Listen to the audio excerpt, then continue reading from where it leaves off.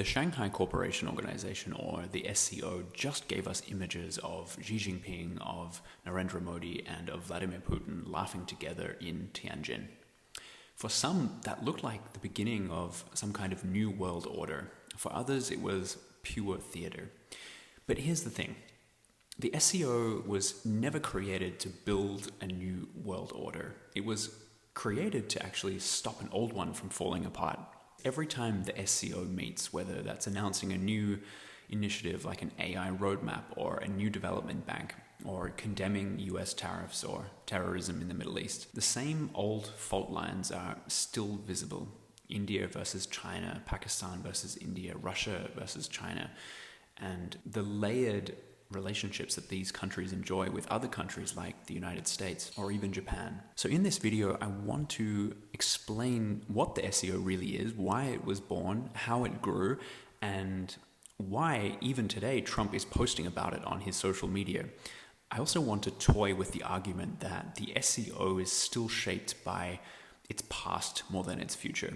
Welcome to my channel, Mackinder Insights. I'm Johannes Kornberger. I've been growing this channel for a few months now, and I've been covering major geopolitical events that have been happening over the past few months, and the SCO Summit in Tianjin stood out to me as one of those key moments that is generating a lot of debate around whether we're witnessing a shift from an American-led global order to a more multipolar system or to a more, let's say, China-led global South order in conjunction with the Western-led American order. There is debate around multipolarity, there's debate about a new bipolarity, and so I want to contextualize what the SCO is in and around all of these debates. So let's get into it. After 1991, the Soviet Union collapsed and China suddenly found itself with new neighbors across Central Asia, new borders that were being carved up right on its doorstep. And those borders were very unsettled, and there were multiple disputes, and there were concerns about militancy, about separatism, fragile governments. And by 1996, China had formed the Shanghai Five. And this was China, Russia, Kazakhstan, Kyrgyzstan, and Tajikistan. And the purpose of this particular grouping was to essentially demilitarize the frontier, to manage those disputes in the former Soviet space, and to maintain some relative degree of stability. And at its core, the SCO wasn't really born as a global institution. It was a kind of border settlement pact or mechanism.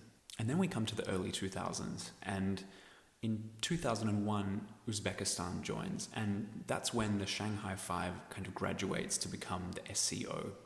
And it found a new mission as it gained this new member. It was to fight three evils: terrorism, separatism, and extremism. After 9/11, the US sets up bases in Central Asia, and Moscow and Beijing used the SCO to push back against this US influence.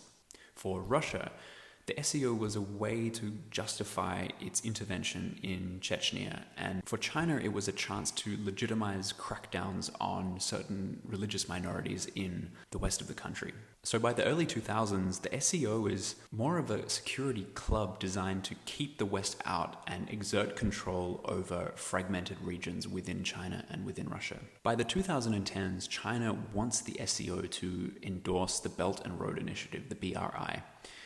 Russia is pushing its Eurasian Economic Union, and Central Asia essentially gets caught in between.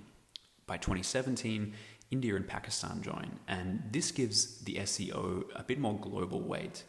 Nearly half the world's population is now inside of this organization. But it also imports their rivalries. India and Pakistan are diametrically opposed over terrorism language in almost every declaration that comes out of the SCO.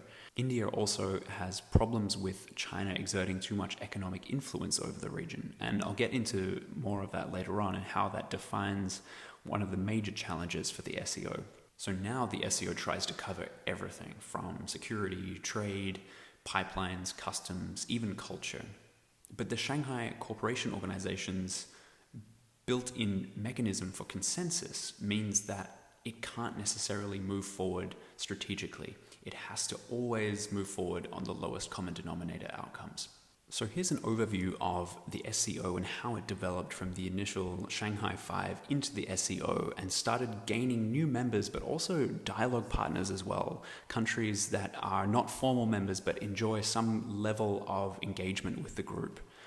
As you can see, it's not only expanding its membership in terms of numbers, but also geographic scope as well. And this brings us to the recent SCO summit in Tianjin, only a few days ago from me filming this video. It was the first time that Narendra Modi, the Prime Minister of India, met with Chinese President Xi Jinping. They say at the summit, and they declare that India and China are partners and not rivals. This is quite striking because since 2020, border clashes between the two countries killed dozens of soldiers, 50,000 troops still face each other along this line of actual control in the Himalayas. So what's actually changed? Well, it comes from the strategic and economic environment that we're facing at the moment, and specifically Trump's tariffs. Trump slapped 50% tariffs on India days before the summit, and that created a kind of political space for Narendra Modi to show that he has options. And the images of Modi with Xi and Putin are partly for Washington and a reminder that India has a great deal of leverage here. So here are the headlines from the event in Tianjin. Countries agreed on equal rights to develop and use AI. That was part of the AI roadmap that they developed. Nothing too surprising there.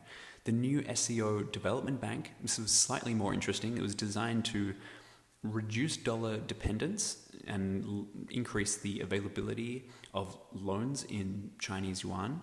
But the strong language condemning the US and Israeli strikes on Iran was also very interesting, Iran being, of course, a key SCO member. And of course, there was careful language on the different terror attacks that have been happening along the disputed India-Pakistan border. So why does the SCO actually matter at all?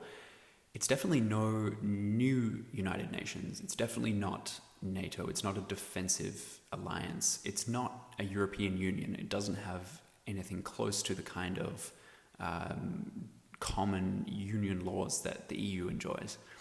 But it does matter for three particular reasons. First of all, I would say it's optics. It gives China, Russia, and even India now a stage to show that they're not necessarily isolated. It's also about narrative. It pushes back against Western sanctions, tariffs, and US dominance. It's also about experimentation. It tries out alternative finance and governance ideas like the new SCO development bank, local currency settlements, which countries that are heavily sanctioned like North Korea and Iran are particularly interested in getting larger players like China and Russia on board with.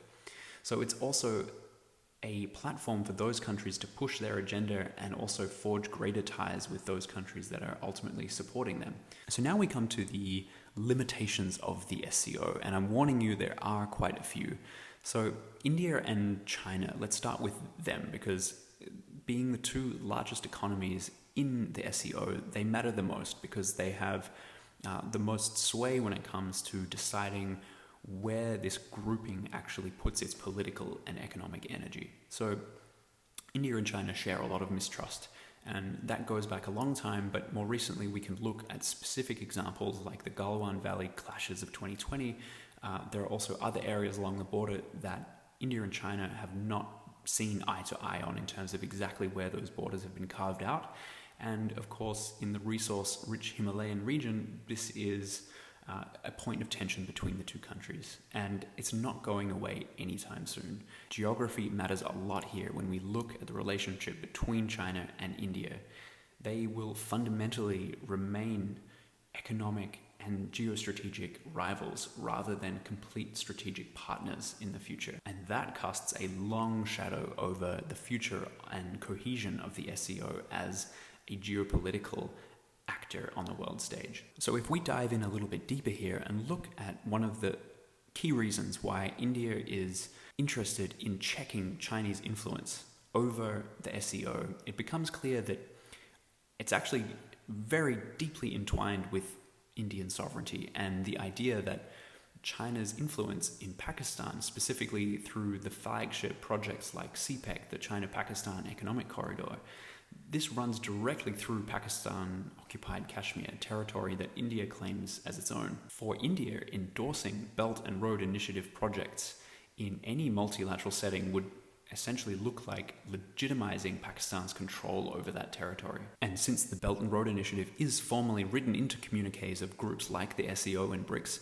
India stands out in that it decides not to endorse those particular statements and move forward on its own terms. And the way this works in practice is that the SCO will come up with a final declaration or a communique, and all other members, Russia, Central Asian countries, Pakistan, now Iran, and perhaps even Belarus would agree, but India would file a reservation, basically a footnote saying we do not endorse Belt and Road Initiative. And that means that that paragraph stays in, but India's dissent is noted in the annex of the communique. And it's a way of participating in the rest of the SCO agenda on terrorism, on trade, on artificial intelligence, on finance, while drawing the red line on sovereignty when it matters. India's vote doesn't necessarily erase Belt and Road Initiative wording from documents of the SCO, but it does prevent the organization from claiming full consensus on the Belt and Road Initiative project, and it highlights the limits of SCO unity. One of the biggest members won't sign off on China's central project. It shows India's inherent balancing act. It stays in the room to be able to block certain decisions, but if it left, that would leave China with a free hand to do what it wants with the SCO, which is obviously against India's core interests. There are other key differences between major countries in the SCO, like between China and Russia, that also show limitations in terms of how this bloc can actually act together. Russia and China is another great example of that. Russia is overstretched in Ukraine. It is reliant on Chinese oil imports and exports of dual-use technologies to fund and support the war effort in Ukraine. So Russia is depending on China more than it's willing to admit here. And that economic disparity between the two countries means that Russia is becoming more and more dependent on China, just as it tries to politically establish itself as a separate pole in this multipolar global system that we see emerging right now, at least within the SCO context. So the SCO is powerful in symbolism, but when it comes to cohesion and a common voice, it's actually quite weak. But you might argue that the SCO isn't trying to necessarily forge some cohesive voice. It's more trying to work as a platform for different viewpoints and, in essence, be a working model of the new multipolarity that many people are seeing right now. And that may well be the case. The SCO is perhaps a platform where different countries with competing agenda can come together and agree on a consensus basis on certain issues that are relevant to their national interest. And I think that's where perhaps skeptics of the SCO fall short, in that they see a group of countries that are perhaps quite disparate in their beliefs, in their religions, in their democratic or autocratic systems of government, but they aren't able to see that despite all of those differences, they are still in the same room, and countries from as far away as India and Pakistan to Belarus to China to Russia are able to sit in the same room and still talk about these issues. And I think that's the true power of the SCO. If we're going to talk about the pros and what it can bring to the table, perhaps the SCO is more of a tool rather than an end unto itself. So what started as a pact to manage collapsing borders in the post-Soviet space in Central Asia, that DNA has never really left. And today it signals a kind of new multipolarity, but still shaped by the fragile frontiers and rivalries that those nations bring to the table. For China, it's a massive stage. For Russia, it's about survival and ensuring its relevance in this emerging multipolarity. And for India, it's about leverage. And it sees this as a platform to hedge against potentially coercive trade practices from the United States. And that's why Trump is posting about it, because even if the SCO isn't a true alternative to the current global order, it shows the United States that partners like India are hedging their bets. And that is a problem for Washington. Thanks for watching. Subscribe for more.